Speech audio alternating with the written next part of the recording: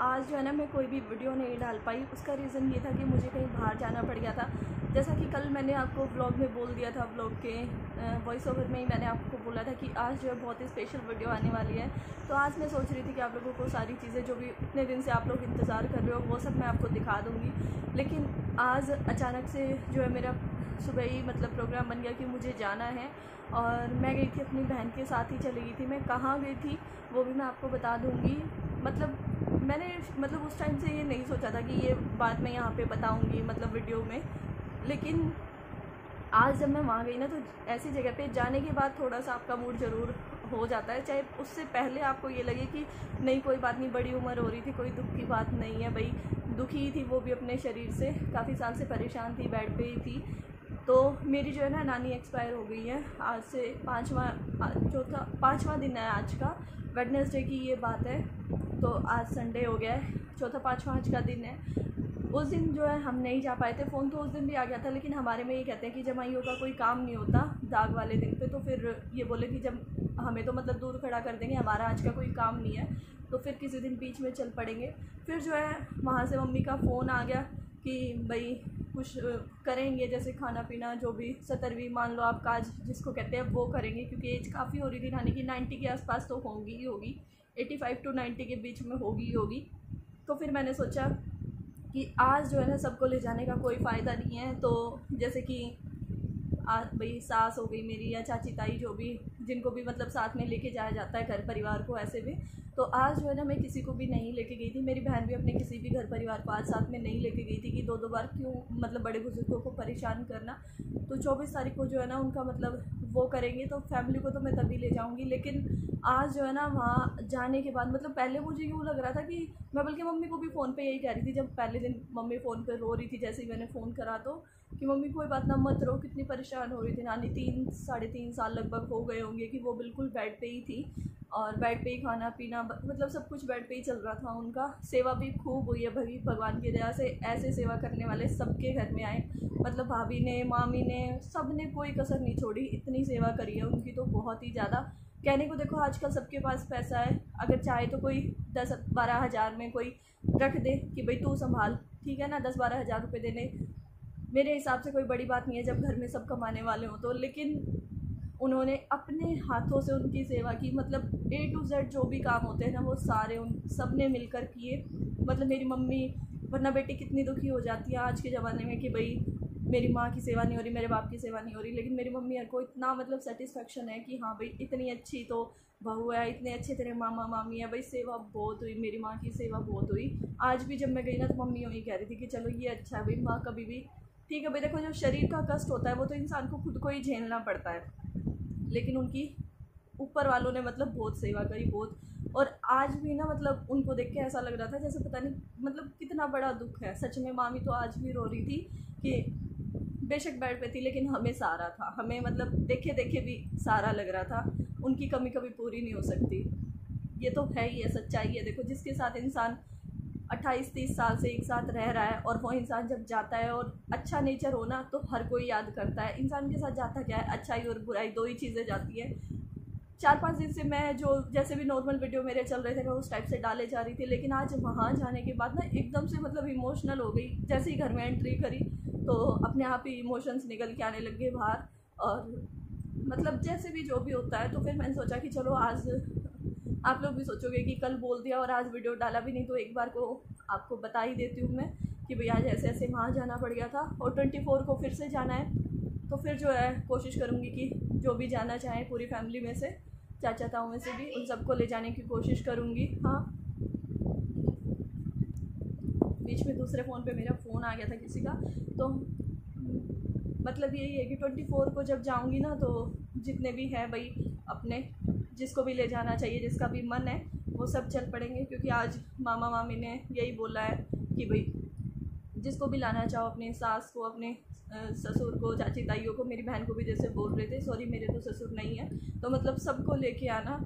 और मैं अपनी तरफ से सबको बोल दूँगी, बाकी जिसका जैसा मन होगा भाई वो चल पड़ेंगे। और लेकिन है ना उम्र कितनी भी हो जाए, लेकिन आज मैंने इस चीज़ को महसूस किया। मैं 4 दिन से वो चीज़ मतलब फ़ील नहीं कर पा रही थी कि आज जब मैं मतलब वहाँ गई ना तो खुद भी अपने इमोशंस को कंट्रोल नहीं कर पाई।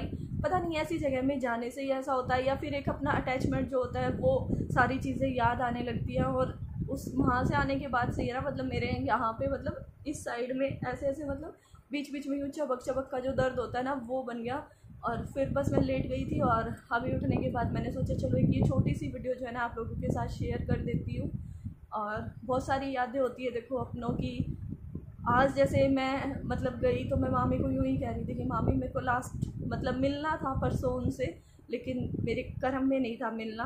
क्योंकि परसों सोमवार की बात है, मैंने संडे की बात है, मैंने मामी को फ़ोन कर दिया था भाभी को कि भाभी मैं आऊँगी कल माता धोपने गुड़गांव, तो मैं आते हुए आऊँगी घर पे, क्योंकि गुड़गांव में ही मामा है और गुड़गांव में ही मेरे को माता धोपने के लिए जाना था, शीतला माता जो है वो। तो सुबह सुबह उनका फ़ोन आ गया मंडे को कि भाई तू आई नहीं, किस टाइम आएगी। मैंने कहा मामी मेरी तबीयत ख़राब होगी और मैं नहीं आ पाऊँगी, मैं नेक्स्ट मंडे को पक्का आऊँगी।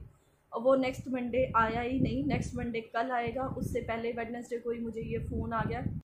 अच्छा, और एक बात और मैं आपको बताऊँ इसमें क्या हुआ, मतलब सबसे बढ़िया बात क्या रही इस चीज़ में, जहाँ मतलब मेरी नानी जिन मामा के घर रहती है ना, उन मामी को, भाई को, भाभी को, बच्चों को वैष्णो देवी जाना था मंगलवार की शाम को।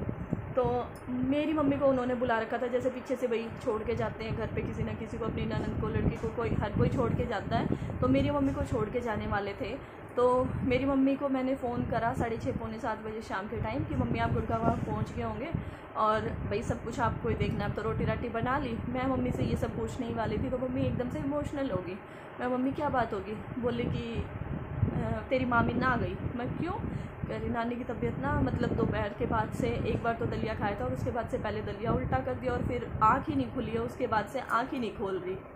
मैं कहा आप आयो, आप बोलो, भैया तो रोज़ यहीं रहते हैं, हो सकता है कि भैया आपको देख के बोले, हंसे। बोली ना मैंने सब कुछ कोशिश कर ली, मैं खुद भी बन के देख लिया भाई मैं आई हूँ, मेरी मौसी का नाम लेके भी देख लिया कि भाई वो आई है, माँ एक बार बोल देख तो सही, देख भैया आ गई वो आ गई, लेकिन बोल ना रही, आँख ना खोल रही।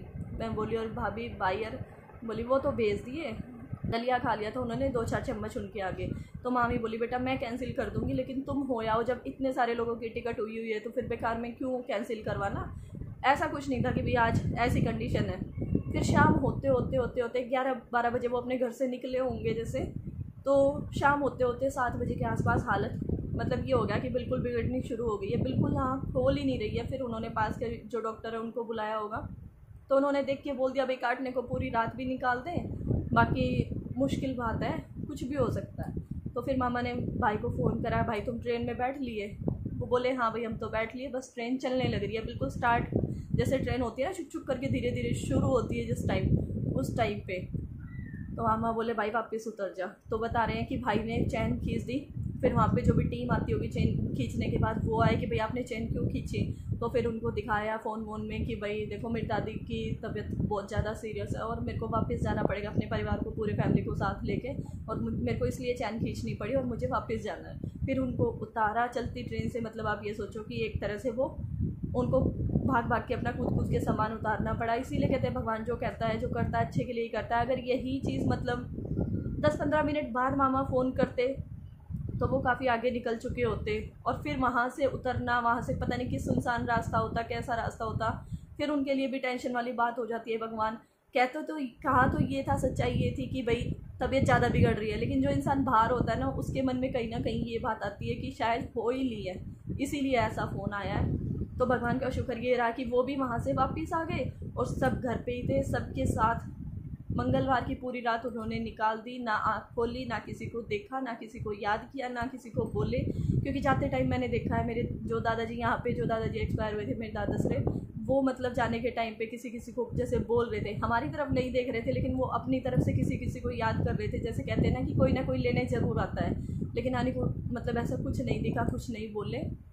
और सुबह 5:30 जो है उनका शरीर पूरा हो गया। और आज जो है मैं वहाँ पे होके आई थी, बस यही चीज़ जो है ना मुझे आप लोगों के साथ शेयर करनी थी।